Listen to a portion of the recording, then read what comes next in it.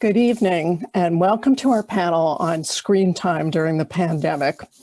I'm Julie Dobrow, a senior fellow in media and civic engagement at Tisch College and a faculty member in the Elliott Pearson Department of Child Study and Human Development. Even before the pandemic, parents, teachers, pediatricians, and pundits alike have debated the issue of screen time for children. How much is too much? Or is there a clear association between screen time and academic performance, between screen time and social skills? Does screen time cut into a child's ability to imagine things? There have been debates over screen time and developmental level. Are there ages at which children should have less screen time? The American Academy of Pediatrics even issued guidance about this a number of years ago.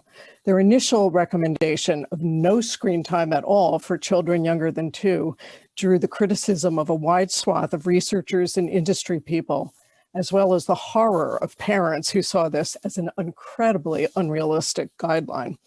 The American Academy of Pediatrics has since amended their recommendations on screen time.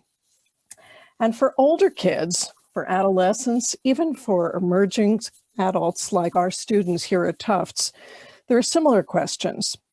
How much screen time is too much screen time? Are there ways in which their dependence on social media, on life behind their screens, inhibits their social skills in real life? Does it change them? And then we have to wonder what's happened over the past year for all of us. Children, adolescents, emerging adults, and indeed adults alike. We've all had our lives changed to what's happened, to a life that's happening almost entirely behind the screen. Has the pandemic changed the advice from those who've studied the issue of children and screen time at all? Fortunately, tonight we have with us a panel of 3 experts to help sort through these thorny issues. Let me introduce to you our wonderful panel.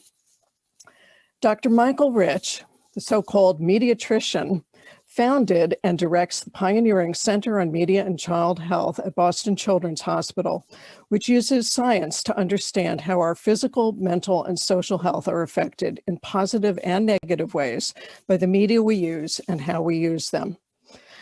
An associate professor of pediatrics at Harvard Medical School and of social and behavioral sciences at the Harvard T.H. Chan School of Public Health, Michael has applied research-based evidence to clinical care in the Clinic for Interactive Media and Internet Disorders at Boston Children's Hospital.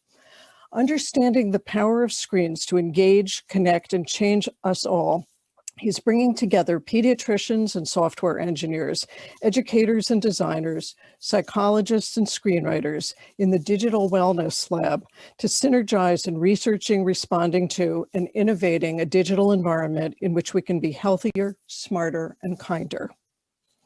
I'm also extremely pleased and very proud to be introducing 2 former students as part of the panel. Christelle Lavelle is the content strategist at the Digital Wellness Lab at Boston Children's Hospital, as well as the child development expert at Mediatrics, Inc., and the second half of Ask the Mediatrician podcast. Christelle has co-authored numerous journal articles, book chapters, and academic papers, and her work has been presented at psychological, communication, and education conferences around the world. Christelle speaks both locally and internationally to clinical, parent, educator, tech, and community groups about the influence and importance of media and media literacy on family and child health. Prior to joining the Center on Media and Child Health, Christelle worked as a private school teacher at the Park Street School in Boston, and later as an associate producer at Kids Cook Productions. She holds a BA in psychology and communication arts from Gordon College, and I'm proud to say a master's in child study and human development from Elliott Pearson. And I'm also thrilled to introduce you to Michael Robb, who is the Senior Director of Research at Common Sense Media, overseeing the research program Evaluation of Organization Impact and Program Development Research. Mike has been involved in issues involving media and children for over 20 years. He's published research on the impact of media on young children's language development, early literacy outcomes, and problem-solving abilities and outreach efforts, helping parents and teachers make the most of quality children's programming. Mike received his BA from Tufts University and an MA and PhD degree in psychology from the University of California at Riverside. So let's jump right into it now. And Dr. Rich, let me start with you. Even though we are all incredibly dependent on our screens now for almost every aspect of our lives, the debate over kids and screen time continues.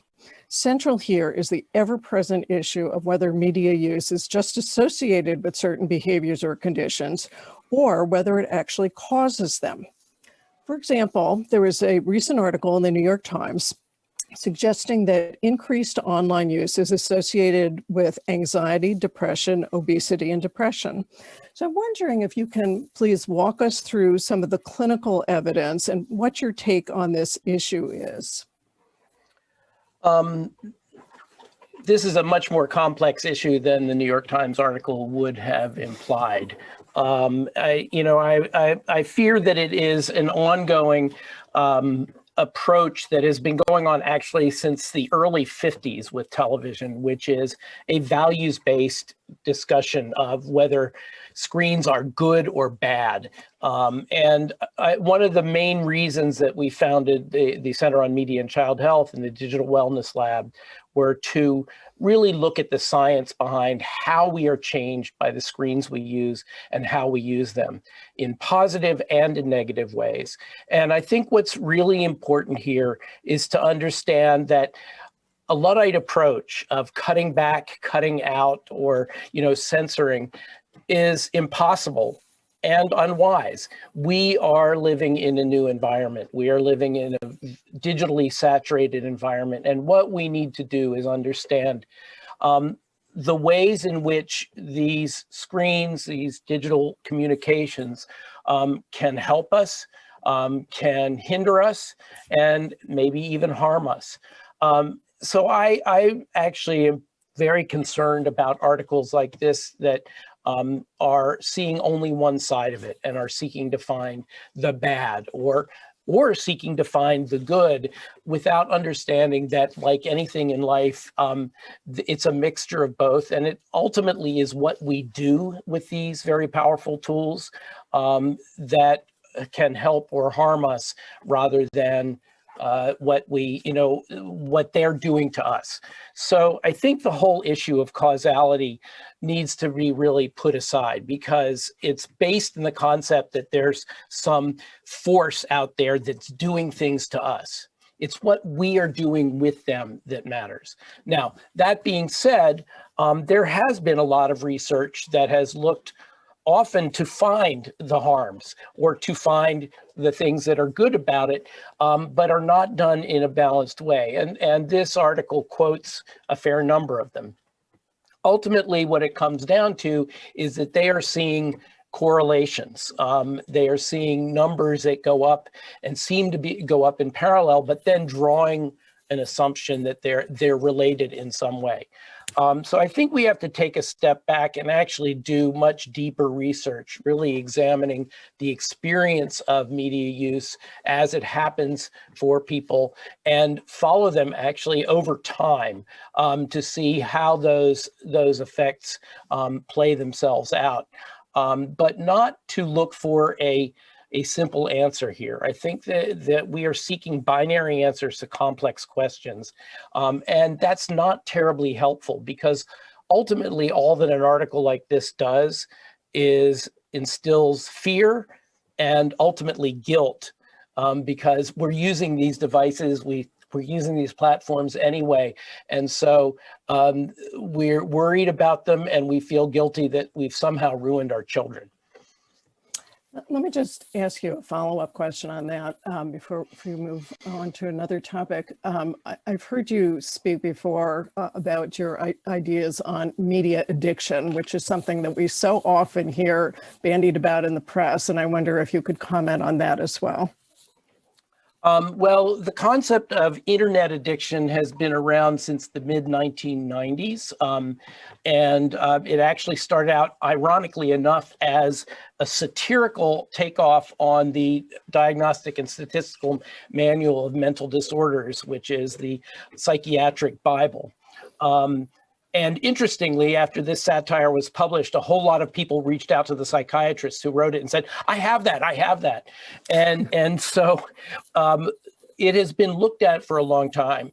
And it has been an issue where some people get in trouble with the interactive media they use. The American Psychiatric Association has listed in the DSM-5, the most recent edition of that manual, something called internet gaming disorder, which they say requires further study. And the World Health Organization in the International Classification of Diseases 11th edition lists gaming disorder as a diagnosis. A little over 3 years ago, we started a clinic to formalize some treatment we were already doing called the Clinic for Interactive Media and Internet Disorders to really look at this, but also to obviously offer care and guidance to families and young people who were struggling with this. And we found some interesting things. Number one is addiction is the wrong word to use. Addiction in a physiologic sense is to something that changes your physiology when using, and most importantly, when withdrawing from use. So from opioids, from tobacco, from alcohol. The second thing that's interesting is that it is not, addiction is not a good term to use, particularly in pediatrics, because it is such a stigmatizing term.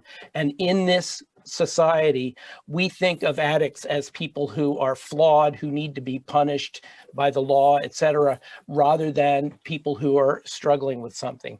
And in children, particularly when everything is still very fluid and very formative, you do not want to trap them in a label. But interestingly, what we're also finding is that, obviously addiction, the treatment for addiction, the therapeutic goal is abstinence from the substance.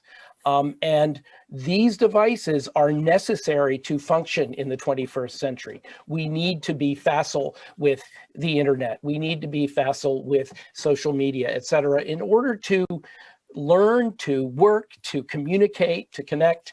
And so abstinence cannot be the goal here, but self-regulation is. And so what we are seeing, interestingly, is that we have yet to see a young person who did not have an underlying psychological condition that has been driving this behavior. For kids who have problems with gaming, we are seeing a lot of attention deficit hyperactivity disorder because games demand your attention. And in fact, the distractibility of this condition actually makes them very good at games. But beyond gaming, which is all that has been named by the APA and the WHO, we are also seeing young people who are having problems with social media, which is more prevalent in girls. Kids who are having problems with pornography, and kids who are having problems with what we're calling information binging, which is the endless short form videos or TikToks, et cetera.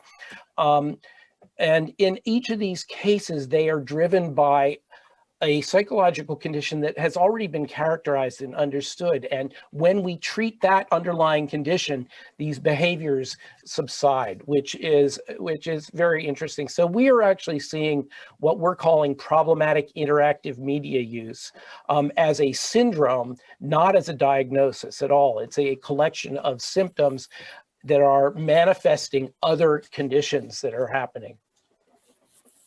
Thank you. Mike Robb, Common Sense Media has done a lot of work trying to understand how kids use different forms of media. And one of the things that's come out of your various media audits is that not all screen time is equal. I'm wondering if you can explain this a little bit more and how it is that you came to this conclusion. Sure. Well, first of all, thank you for having me here. It is a pleasure to continue to be a part of the Tufts community and be a part of. We're never going to let you go. Never let me go. So for a while now, I would say media researchers have been advocating for a shift from thinking about screen quantity or screen use to screen quality. And if you look closely at popular recommendations, like ones from the American Academy of Pediatrics, which often get cited, the message that's being put forward, even before the pandemic, is much more nuanced and much less focused on time. So, if kids are engaged with, high quality content that is stoking their curiosity and fueling their imagination, who's to say that should all just end just because they hit some arbitrary screen limit? And key to that nuance is really understanding that not all screens are equal or should be considered equal. We should not act as if an hour of watching old DuckTales cartoons is the same as an hour of Zooming with a family member, or the same of playing an hour of Fortnite with, your friends, or an hour of watching and doing drawing tutorials on YouTube, or things like that. Right? What a kid gets out of each of those is totally different, and it's satisfying different needs for different kids at different times, and that's totally okay. In terms of how we come to that conclusion, right, that it's not just all about the screen time. I mean, there have been plenty of studies on screen time over the years, trying to use screen time itself as the variable to predict some kind of outcome, positive or negative, usually negative. And there have been some instances where high screen time is associated with poor outcomes, things like worse attentional control, or, poor, what we would call like executive functioning skills, poor academic achievement. But there are a few general limitations to those studies that are pretty widely acknowledged. They're often cross-sectional, which means, for example, you would not be able to tell from lots of these studies that, if a child with poor attention uses more media, or if whether the media use is causing children to have worse attention. And the other issue is that screen use is often a proxy for other things. So in other words, screen time may just be telling you, for example, that a child is not getting enough sleep, right? They're spending so much time using media or watching TV that it's disrupting, it's pushing their bedtimes later, and they're not getting good quality sleep. Or it might be another way of saying that a family is economically disadvantaged, or maybe there's a lack of other kind of cognitively enriching activities. And so it can be very hard to kind of pin down specific outcomes on screen time directly, because often screen time is a way of indirectly measuring other kinds of things. So screen time as itself is not great for showing certain kinds of outcomes, but simultaneously we have lots of research that shows that particularly high quality educational content can be used to foster learning. So we have decades of research from Sesame Street and PBS Kids and some other organizations that have been showing positive educational gains for years. And there are plenty of examples of educators and others who are able to use tools or like even games like Minecraft to stimulate learning in the classroom. So in general, like I try to encourage people not to think about screen time as some kind of monolith, but to try to separate out different kinds of screen uses for different purposes, and to also think about it from a developmental perspective. So in other words, what's good for different kids at different ages? What are those experiences that are going to match well with a kid's particular interests at a specific age, or what a child's already learning? Is media meshing well with where a kid is cognitively, linguistically, or socially? Is it something that bores them? And by doing those kinds of things and trying to differentiate those different kinds of media use, I think it's a lot more productive and a lot less scare-inducing than just thinking about, oh my God, I can't believe how much screen time my kid has.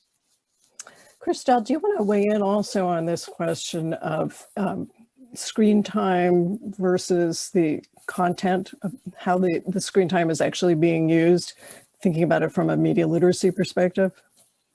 Yeah, I mean, I completely agree with Rob, because we have two Michaels. So as we pointed out, we can't really say that Michael R anymore.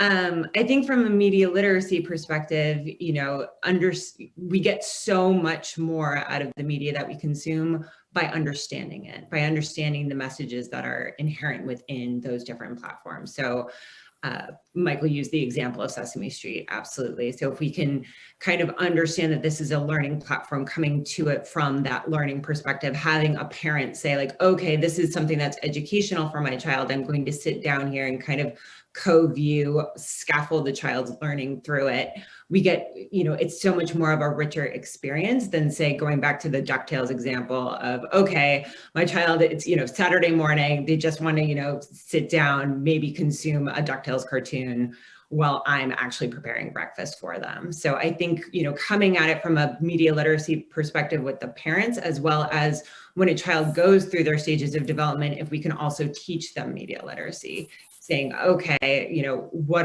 are the messages being broadcast to me in this advertisement? Why am I feeling this way? What are the gimmicks, if you will, being used to kind of sell me this fast food item or beauty product, whatever it might be? And that goes for all platforms, not just something like television, but also the ads that we see embedded in social media, TikTok, Instagram, et cetera. So I think media literacy just gives us, a deeper understanding, a deeper value of the media that we're consuming. And that is heightened even more if we understand how to produce media ourselves, make it. Absolutely. Well, now that we have tried to disabuse people of the myths about screen time in general, let's talk a little bit more about what's going on and what has been going on for the last 11 months during the pandemic. So, Dr. Rich, you were quoted in a recent article in the Boston Globe as saying that parents should try to let go of their fear and their guilt about their kids' screen time, especially during the pandemic. Could you elaborate on this for us? Sure. I think that we have experienced much over the last few years about the kind of decisions that are made from fear. Fear is not a good motivator for thoughtful decisions, particularly around our children.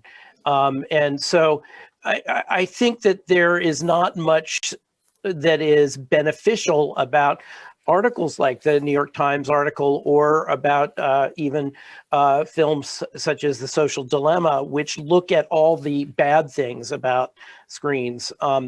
What we have with the pandemic, interestingly enough, is what in medicine we call an acute on chronic condition. A medical condition would be asthma and getting pneumonia on top of it. And so we already had an issue where we were struggling with how kids were using their screens, what they were using them for.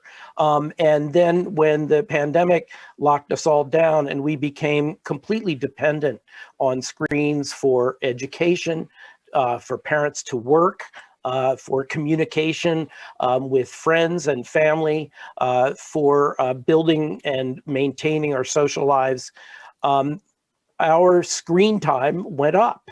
And so there was a lot of panic and a lot of fear that, oh my God, we're over the 2 hours, that we're allowed by the American Academy of Pediatrics, and it's going to be toxic.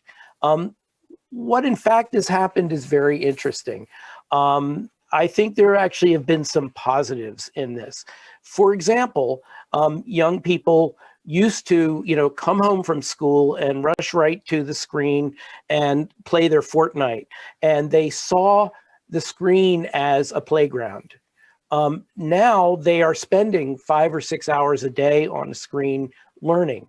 And many of them, when they get to the end of that, want to close the laptop and go outside and ride their bike or shoot hoops or do anything other than be on a screen. So even kids are experiencing Zoom burnout.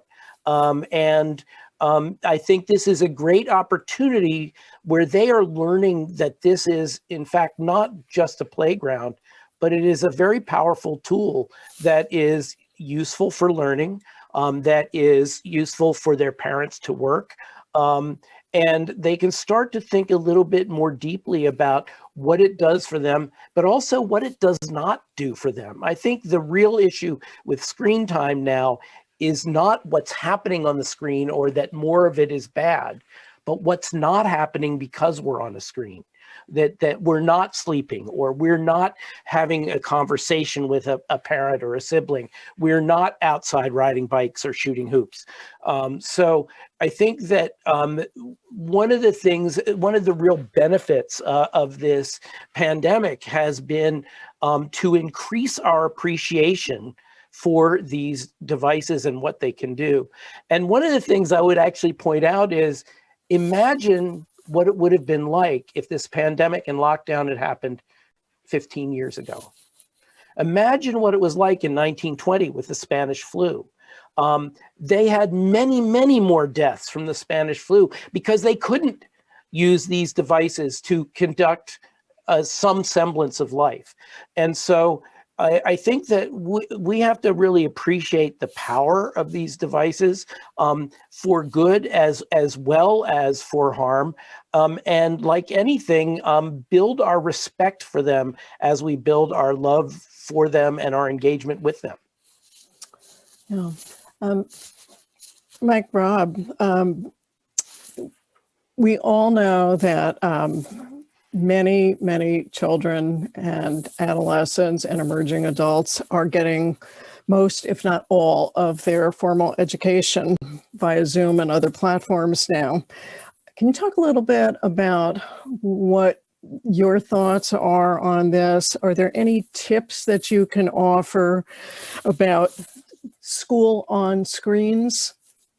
I mean, this goes back to, I think, what the three of us have all been saying, and what I said in my first comment too, which is that we shouldn't be lumping all screen time together. It would be ridiculous to assume that just because your kids have to do school on screens, that they've somehow used up all their screen time for the day, or it's too much screen time or something. It's a very specific use of a screen for a specific purpose, which is education for schooling, and to not try to lump it in with all the other kinds of, potential screen use that a child might want to engage in, or that might be, good for them, or for entertainment, or for other kinds of things. So just one more reason to start moving past the idea of screen time as a useful metric.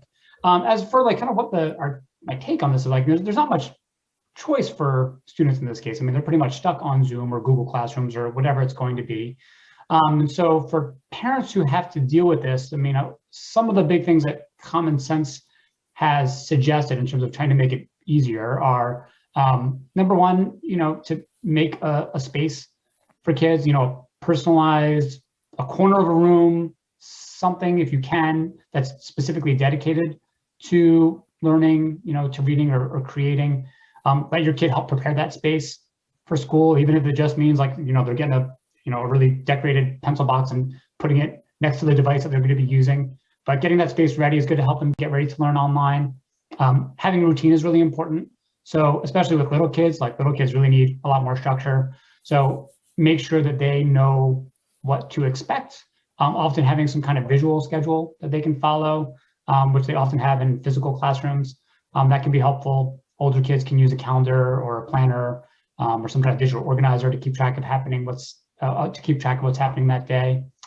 Having them follow like their actual routines as if they're going to school, getting dressed, brushing teeth, instead of laying in bed with pajamas, which might not be conducive to learning. Breaks are extremely important. And by the way, not just for students, for any of us who have to live in a Zoom heavy environment, myself included. But that's also going to be really important for kids with learning or attention issues. So making sure to build in those break periods, or even to break assignments into smaller pieces if that's something within your control. I think other things that parents can do especially if kids have to share devices with siblings, which is certainly the case in a lot of families, make sure they understand how the devices are going to be shared, including who gets to do what on the device and when. But also, if there are lots of devices in your household that are not relevant to school, keep them out of your kid's workspace. If possible, that might mean shutting down phones or keeping them in a separate place for the day, or putting away like a remote, if temptation is like too great. And be easy on yourself. Like, this is an incredibly difficult time. You have to forgive yourself. Even those of us who are experts, who are parents, have undoubtedly had times where like everybody left the room in tears because of a frustrating, online schooling experience. That's okay. We're going to get through this one day at a time. So do not beat yourself up about it. Give yourself some self-care when you need it. Let your child take some self-care when they need it as well. There's not a perfect system in place for schooling. Some kids are more used to it than others. Some kids are going to be just better than others. That's okay. Yeah, I think that captures a lot of what common sense has to say on the subject. Great, thank you. And Christelle, I know that CMCH has also come out with some wonderful and very helpful advice for parents around screen time during the pandemic. I wonder if you can walk us through a little bit of that. Yeah, absolutely. Definitely throughout the pandemic, we actually kind of amped up our resources just because we were asked so much for them.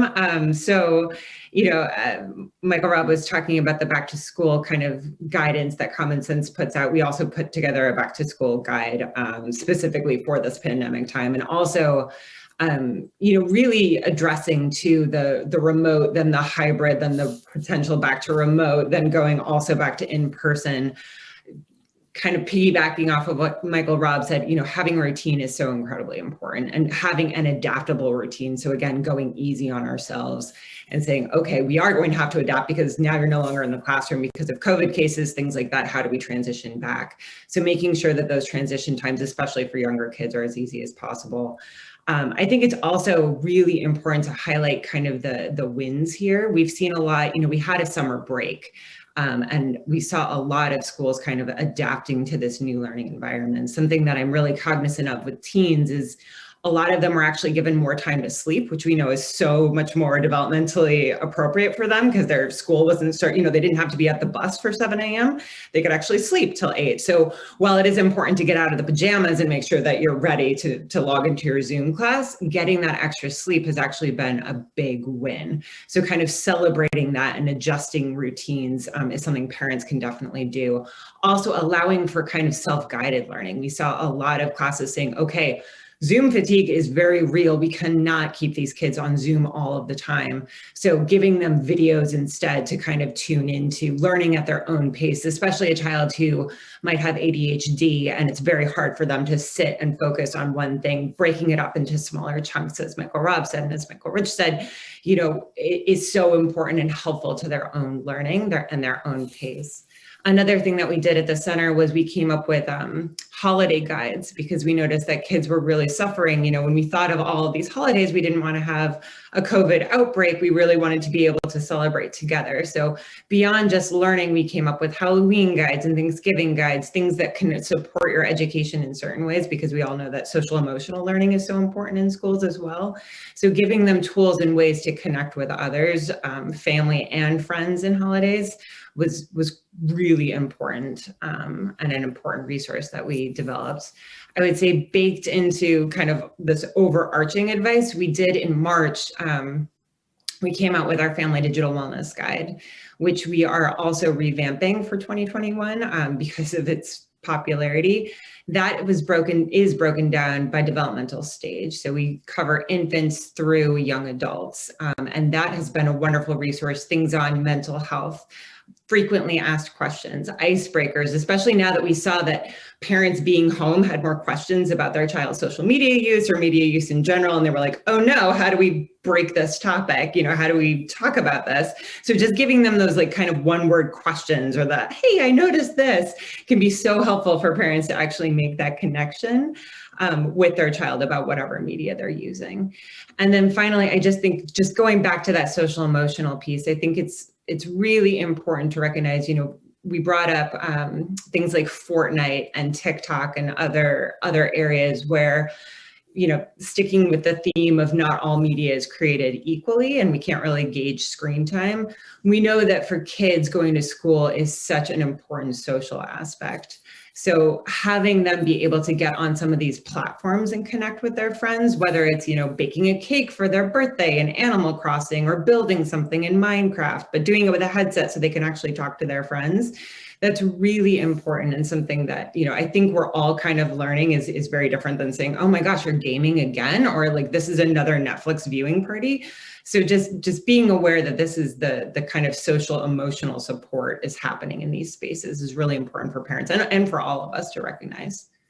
Okay. So Julie, I'm sorry. I just wanted to echo the usefulness of that digital wellness guide that Christelle was just referring to. It's a really, really good resource. I can't recommend it highly enough. It's just really well summarized and very, very useful. That will, yes, I think that both Common Sense and the Center for Media and Child Health have come out with some extremely wonderful resources for parents, and I would certainly urge everybody who's tuning into our webinar tonight to check them out. Let me ask and just open this to any of you on the panel. There have been many concerns expressed over the last 11 months or so that but some of the ways in which our screen time during the pandemic has exacerbated systemic inequalities of race, ethnicity, and class.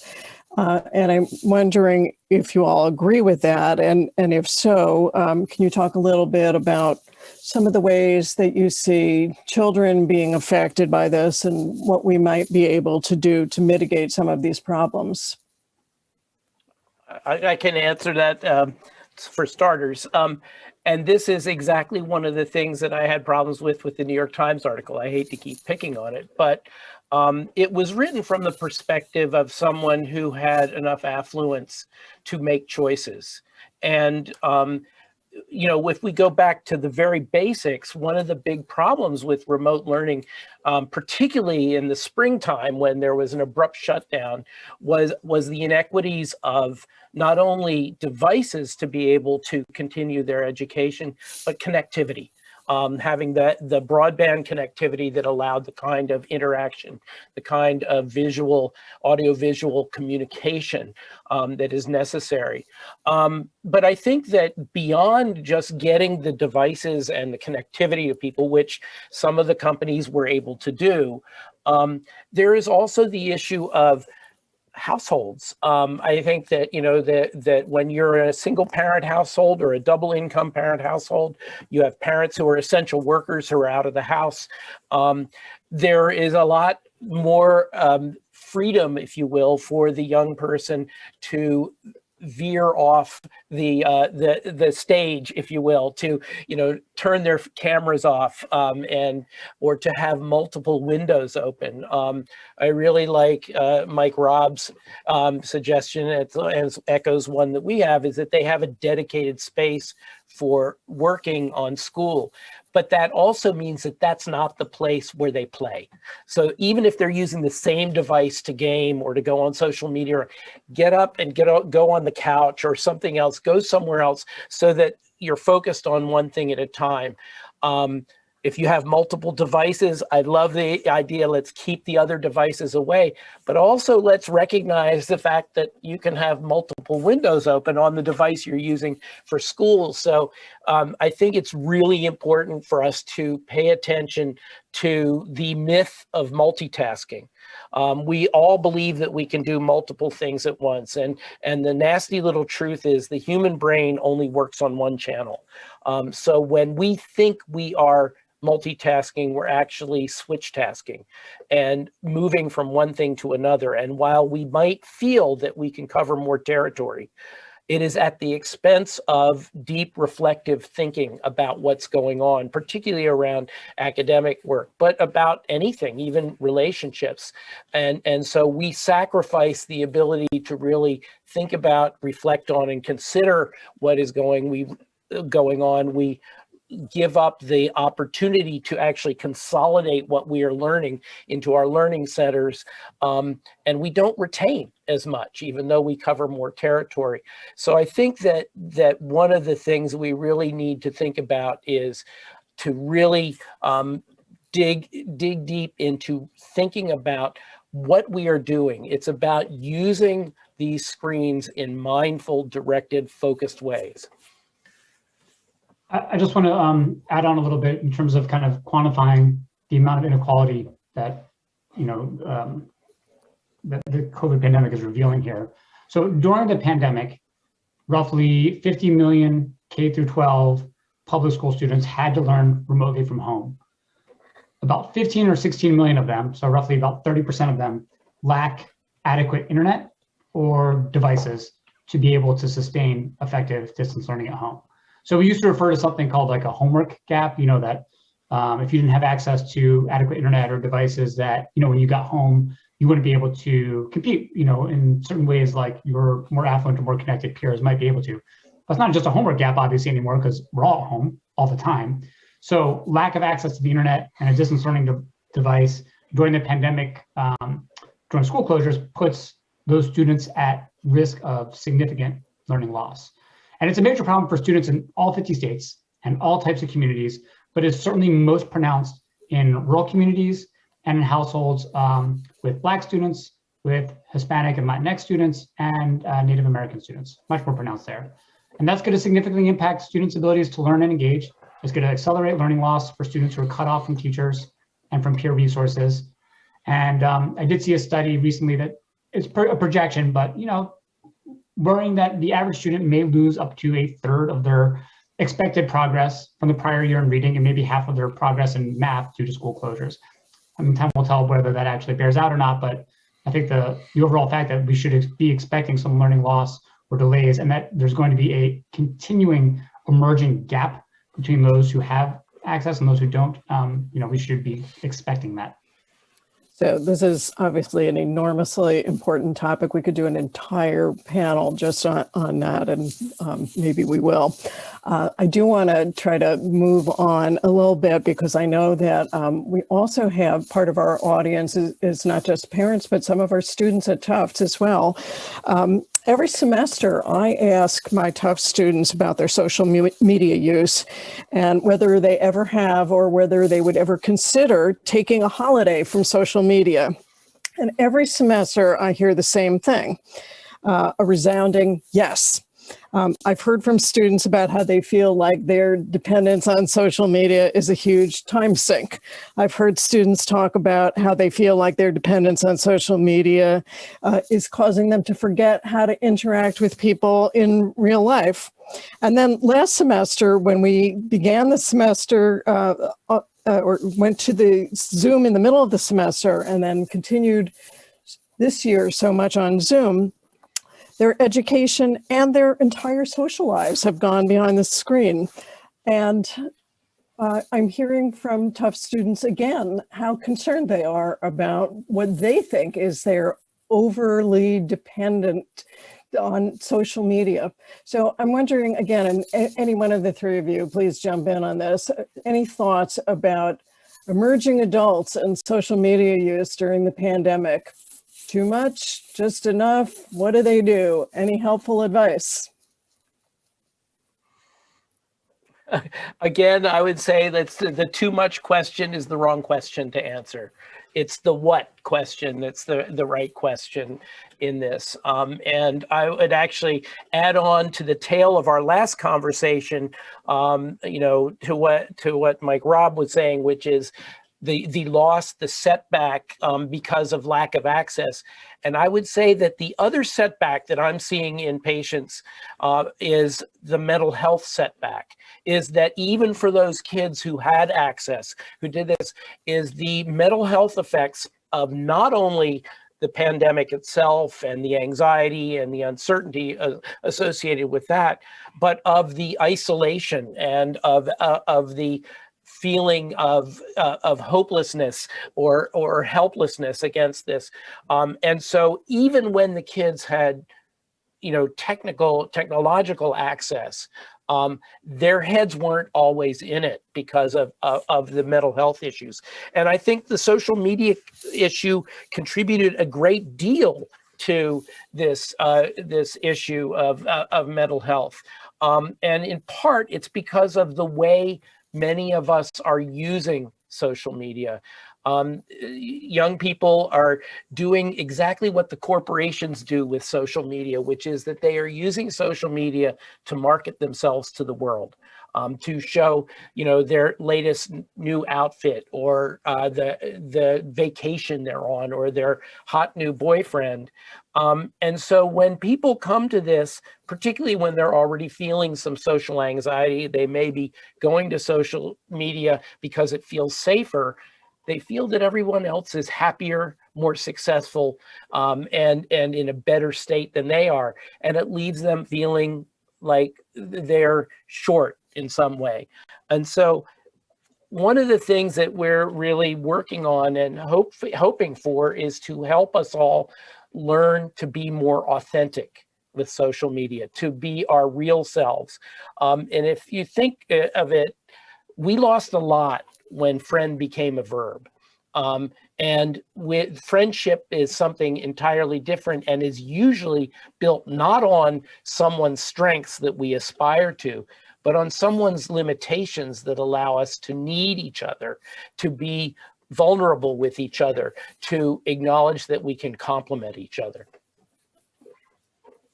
And if I can add a little bit to that, I think I agree with everything Michael just said. But I think one thing that the pandemic just showed is just how absolutely essential human contact is and how desperate most kids are to have it.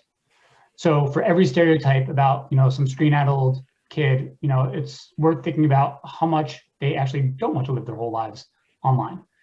That being said, obviously we all have some responsibility for our own well-being, and if stepping back from social media helps to preserve your mental well-being, that's totally great. But I do think we should be careful about judging what's right for all young adults based on what groups of tough students say. No offense to my fellow jumbos. No offense to my fellow jumbos, I love them. But when we've done surveys, Common Sense has done surveys about social media use in teens and well-being, and what we find is it's much more nuanced, just like all the other discussions we've had about screen time. It's much more complicated. You find some of what you might expect, right? That a majority of teens agree that using social media often distracts them, when they should be doing their schoolwork, or distracts them when they should be paying attention to the people that they're with, or they get frustrated when their friends are being distracted by social media.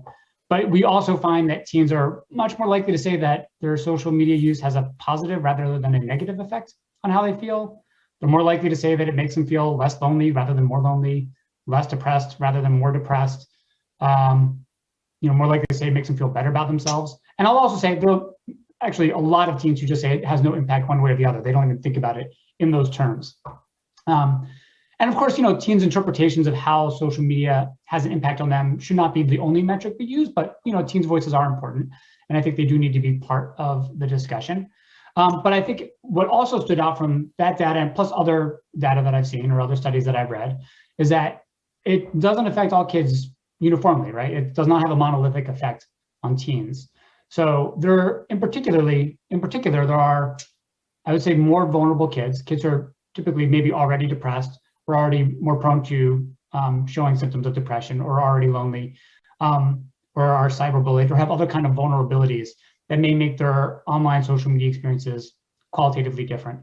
And those kids may be more likely to show some of the negative effects. So it's not that we might see that social media is just making all of us crazy and sad and whatever, but there are really a specific subset of kids for whom it may be much more upsetting, or conversely, they may be experiencing more of the high highs, if they get a like or a reinforcement or something and they really feel that, but also experiencing some of the low lows. So we shouldn't be treating, I don't think we can consider social media or the removal of social media to be some kind of silver bullet that would magically make everybody's mental well-being better. It's not at all clear that that's what would happen, because everyone's mental well-being is some combination of genetic factors, social factors, experiential factors, and social media is just one segment of that. If you removed it for some kids, it might make them feel better, but it might also be compounding lots of other problems for some kids who might be going to social media to get support or be with friends, particularly during a pandemic when you may not have as much access to friends in person. Okay, we have a lot of wonderful questions that have come in from the audience, and I apologize in advance. We're not going to get to all of them, but I'll try to get to as many as I can here. For any of you, and I'd ask if you can try to keep your answers relatively brief so we can get to more questions. Should the same screen time rules apply to kids of different ages?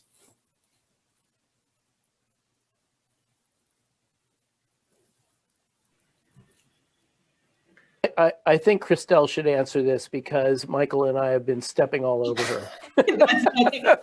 Honestly, I'm just adding to the choir here. I'm very glad this isn't a debate, because I don't think we do very well.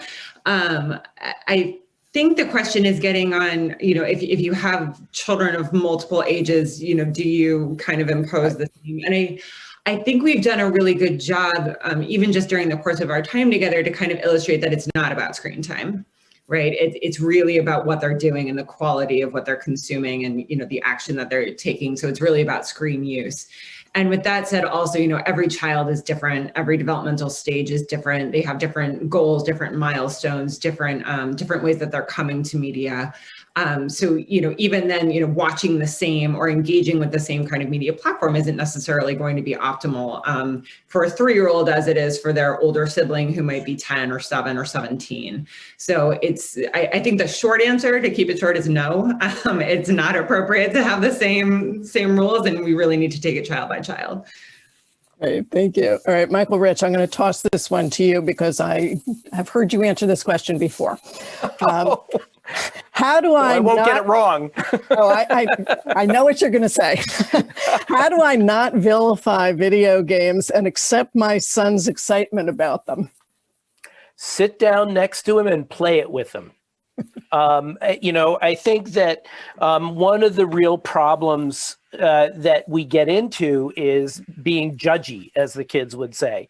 And there's a reason why he wants to play Call of Duty or Grand Theft Auto or Fortnite or any of these. And I think what's really important is a couple of things happen when you sit down next to your kid. First of all, you're reversing roles. All of a sudden, he's the master and you're the student. And so you will never be as good as he is at the game, but you can sit beside him and learn the game. It's great for kids to have that role reversal, to feel that they are the master and you are the student. But once you finally figure out how to steal cars in Grand Theft Auto, you can then turn to him from a very different position and say, let's talk a little bit about why we would steal cars over and over again and try to get better at that, and start to bring in some of that prefrontal cortex executive function, help them learn not just self-regulation, but also the implications of rehearsing something over and over and over again, and wondering whether he can transfer some of those skills, some of that perseverance to other aspects of his life. And so I think it's a great experience. I mean, the kids will resist it at the beginning. They'll say, oh, come on, don't. But actually, when all is said and done, they enjoy it. First of all, they enjoy beating the pants off you, but they also enjoy not being yelled at and being told that you respect and love them enough to try this. The danger when we step away and sort of wag our fingers at them is that we will turn this very important learning process they have of how to use interactive media into rock and roll, which they will love even more because you don't understand it and you hate it. And so let's not let the internet or gaming become rock and roll. Great. Mike Robb, curious to know how a parent can positively influence a high school senior or older kids generally regarding positive media habits. Is it too late? I think actually what Dr. Rich was just saying kind of hits on that. It's never too late, but reserving some of the judgment is probably key to breaking through some of those barriers.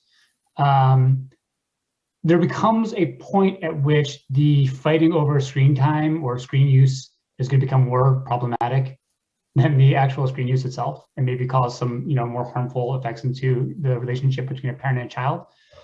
So trying to be less judgmental and having conversations about what a kid is doing, maybe having them walk you through like what they're doing or why they're doing it can help to make you feel a little bit better about why they're engaging in certain media activities.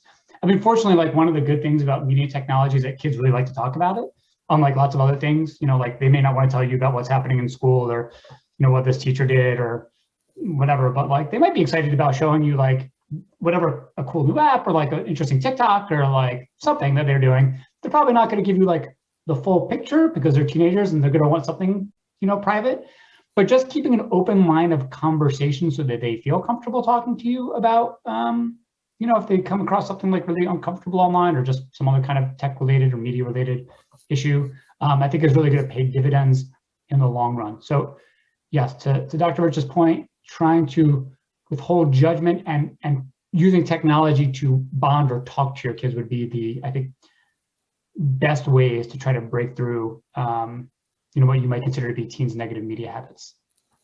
Christelle, you commented earlier about how one of the upsides of the pandemic is that teenagers can get more sleep. We had a question that came in about, can you speak to the problem specifically with teenagers who are wanting to be social with friends? The only way they can be is on their phone or the internet. Is it reasonable to shut off the phone at a certain time of night? Yes. Short, quick answer. Absolutely, yes. It is definitely reasonable, and it is beneficial to their health to do that.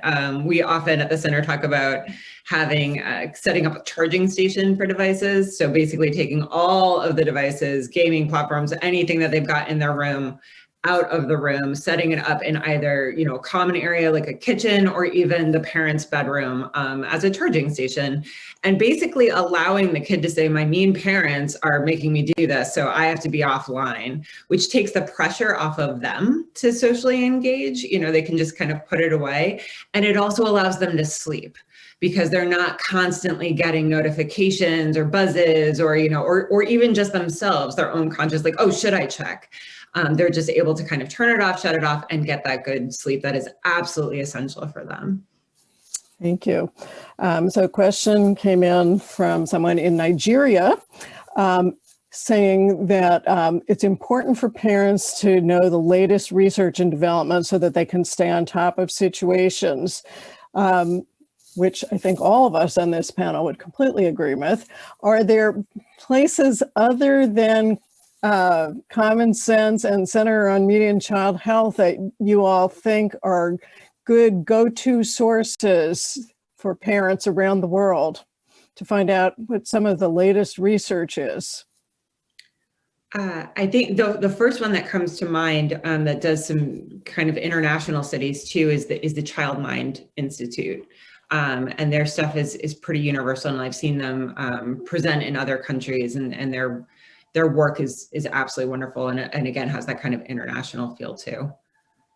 And I will mention that the Family Digital Wellness Guide is available not only in English, but in Spanish, in both forms of Mandarin Chinese, and we've got French, Russian, Portuguese in the works, and would welcome our listener from Nigeria to translate it into Yoruba and Hausa if they would like.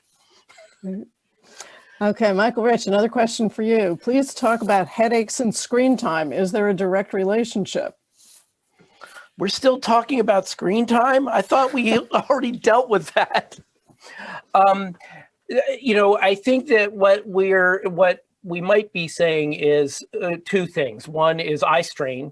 And there is some fairly significant work coming out of China around eye strain. And this goes back to what was said in several instances earlier about limiting the amount of time we're in Zoom classes. It's not just about the attention span of the child, but it's also about how physically taxing it is to stare at a screen all day. As someone who has now for almost a year seen all my patients virtually, I will tell you that it is way more exhausting to see a patient on a screen than it is in person, because you are working just your visual and auditory senses to try to pick up all the vibes that you get when you're physically in the same space with someone. And it's hard. So I think that we have to recognize how much effort, how much cognitive effort we're putting into decoding the images and sounds that are coming to us. So I think it's about eye strain, it's about the cognitive effort it takes.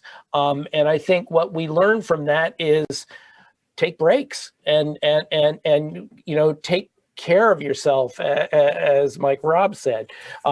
Give yourself a break from this. I would hesitate to say to a kid, turn off your screen because it's giving you headaches, et cetera, and because that'll just often trigger pushback. But I think that is something that we might want to suggest if they are complaining of headaches and they're spending a lot of time on their screens. But I would do it in a positive way. Maybe go outside and get some fresh air. Maybe, pick up the phone and talk to your friend, something like that, rather than saying screen bad and causing headache. Okay, one last question for any of you.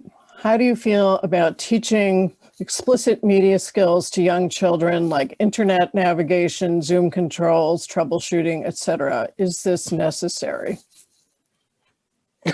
Yes, I feel positively about it. Yes. This is a good opportunity to model for them the way that you would want them to do it. So just get them into, like, you're trying to get kids into habits, so that the younger you start, the better off you are sometimes, because they just kind of get to know, like, this is the way that it's supposed to be done. So like modeling for them, like, yes, this is how you do a search online. This is how you like take care of, this is even just like how you hold a laptop or an iPad, all incredibly, incredibly important skills. You should not leave it to a child to figure that all out by himself, because that will, it is the opposite of paying dividends. You will pay, what's the opposite of a dividend? You're going to be paying for later. Fine. I think that what's really important is that they should be taught these skills when they are using these devices. You know, in other words, people say, at what time should we start? At what age should we start teaching media or digital literacy? At the age that they start using media or digital tools. And if they are not able to learn these skills, they may not be ready for the tools. And again, this is about shifting from treating it as a toy or a treat to treating it as a power tool. And you give it to them when they need that tool and when they can handle it effectively. Part of handling it effectively is teaching the skills to use it. Well, I couldn't agree more. Go ahead, Christelle. Yeah, no, just really, really quickly. I know Common Sense has a number of resources as well, but the center came out with 2 companion pieces, an internet guide for parents as well as an internet guide for children, that I think does a nice job of kind of breaking down exactly what Michael Rich was saying in terms of kind of scaffolding the use when they're getting a device. And again, it's for parents and teens, so that they work in concert, which is really wonderful to kind of get the skill level up and then again, scaffold the learning. Well, this was wonderful. I couldn't agree with you more on this last question, especially at Tufts. We certainly believe that media literacy is really a key skill of civic literacy for the 21st century. So thank you all, Michael, Rob, Christelle, Lavelle, Michael Rich. This is a wonderful panel. You've given us a lot of great practical advice and many, many resources for everybody listening. So thank you so very much for joining us tonight. And thanks to all of you for tuning in.